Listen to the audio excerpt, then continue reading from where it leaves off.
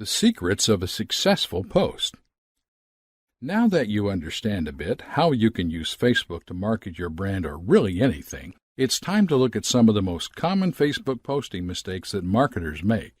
One of the fundamentals of digital marketing is that you give away free content so that, in turn, your audience will see your online presence as valuable. On Instagram, you have to view your post as your content. That's what you have to work with. This post perfectly targets Instagram's demographic. Look at how it's been structured and try to decipher why it works.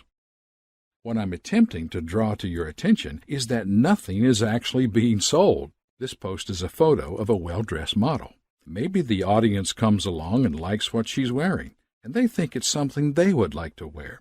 The audience then considers this quality content, so they comment, like, or follow.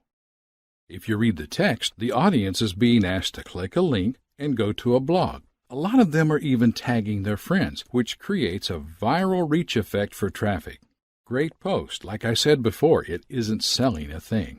Social media marketing is all about being social, and it's important that you measure the success of a post by the overall audience engagement. If you make content people are talking about, it will end up being shared around and, as a result, draw in a larger audience. From there, you can direct them down your marketing funnel, get them on your list, or do anything else you'd like. How is this engagement measured? Starting off, we need to set objectives or goals, actions that we would like to see people taking after seeing our content. In a marketing context, we tend to call these action conversions. A conversion is any action that a lead or visitor takes that you deem beneficial to your business. For example, your conversions on Instagrams are, for the most part, the engagement supported by the platform. Here are some examples of engagements on Instagram. Receiving a like, a new follower, a user following a link to your landing page, a user playing a video. It's essential that you place focus on doing the social stuff first and understand that the sales and monetary payoff will come later. How to get people to do what we want. How would you normally get someone to do something for you? Think about that for a second. Generally speaking, you would ask them. Remember, we are marketing to people, not robots. If you scroll back up and look at the American Eagle's post, they are asking people to click on a blog post. Think of it like this. Your content is something you do for them. People love to reciprocate, so if you ask them to do something, they are more likely to do such. Asking your audience to do something is commonly known as call to action, and you should have a call to action for all of your marketing efforts when applicable. Your call to action should be easy for the audience to act upon. I will touch on this in greater detail shortly, but for now, you need to remember that the vast majority of Instagram users are on their phones. You need to keep things really simple. If you ask people to go to your blog, there needs to be a link. And when they arrive, your blog needs to be easy to navigate. This means it should be mobile-friendly to increase conversions. How to get your Instagram generating traffic. How would you normally get someone to do something for you?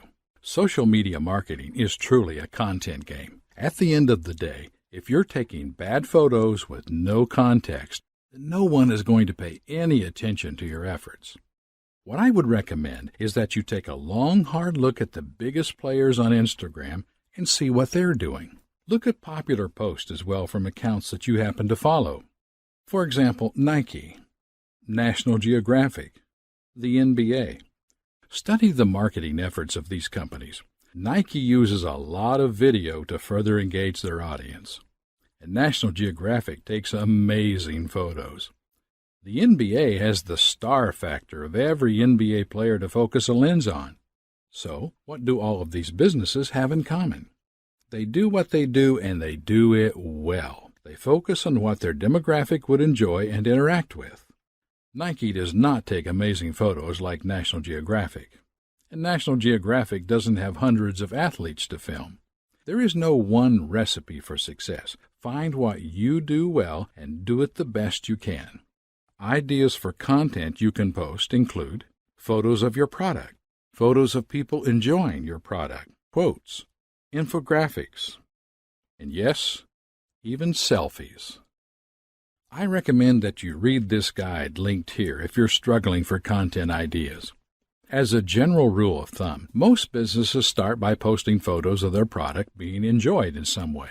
That is fine, but you want to move past doing just that if you want to further your audience engagement. Can you tell your business's story with photos? If, say, you own a tech company and you find yourself at an exhibition, by all means, bring a camera and document it for your audience so that they feel included. Make them feel like they're benefiting from the content of your post. Another tried and tested way to kick off an Instagram account is with a competition of some sort. This works really well if you have an audience built up on another social media platform, which you can then use to cross-promote. It's actually a very common tactic in the fashion industry. I'm sure you've seen a post along the lines of, "Post a photo wearing our clothes and enter into the running to win X, Y, and Z." These kinds of posts end up driving tons of traffic and even going viral. Benefits. You can share thousands of photos of your products or anything. Your brand becomes a trending hashtag. You will get new followers regularly and expand your audience. The social confirmation of seeing hundreds of people in the clothes or using your products will increase sales and conversions. You position yourself as an authority because of all the content you now have.